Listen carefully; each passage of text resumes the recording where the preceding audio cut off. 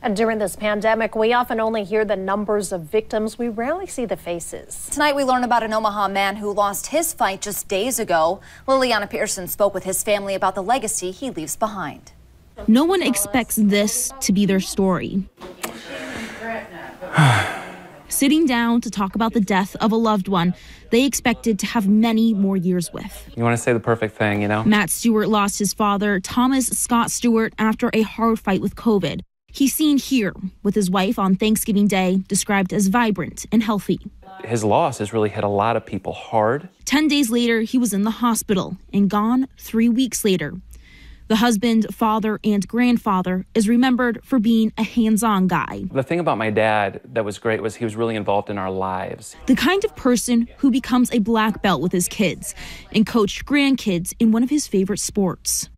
He's not going to be there for us anymore. He's not going to be there for his grandkids. He's not going to be at those events. He's not going to be coaching and offering the advice. And I know we're going to miss that for sure. A healthy man, he took the pandemic seriously because of lingering lung damage from tuberculosis. After spending a couple days in bed with symptoms, Matt's wife suggested he check his oxygen levels with a pulse oximeter. Get sick and your oxygen levels go below 90. That's your warning sign. That's when you need to get to the hospital. He credits this tiny gadget for alerting them it was time to get his father more advanced help.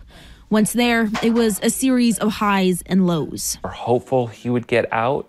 But as it continued to go downhill, we realized that his lungs just weren't strong enough to recover, unfortunately. Many who have been in this situation know the hardest part is not being able to see their loved one. It was 20 days before, one at a time, people were able to visit. You always wonder that if you're there by their side from the very beginning, if you can somehow give them your healing energy, if seeing family, being surrounded by family might help them recover. We'll never know.